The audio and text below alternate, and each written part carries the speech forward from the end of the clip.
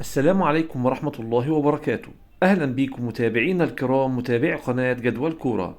في هذا الفيديو جدول ترتيب بطولة دوري أبطال آسيا للنخبة بعد نتائج مباريات اليوم الاثنين 30/9/2024.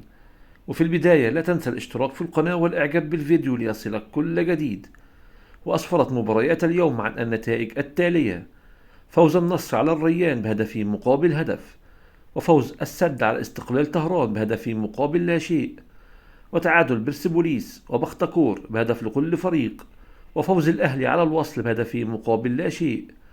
وبعد هذه النتائج يصبح ترتيب دوري أبطال آسيا للنخبة كما يلي: الأهلي السعودي في المركز الأول برصيد 6 نقاط، السد في المركز الثاني برصيد 4 نقاط، النصر في المركز الثالث برصيد 4 نقاط، الهلال في المركز الرابع برصيد 3 نقاط، استقلال طهران في المركز الخامس برصيد 3 نقاط، الوصل في المركز السادس برصيد 3 نقاط، الشرطة في المركز السابع برصيد نقطة واحدة، العين في المركز الثامن برصيد نقطة واحدة، برسوبوليس في المركز التاسع بدون أي نقاط، بختكور في المركز العاشر بدون أي نقاط.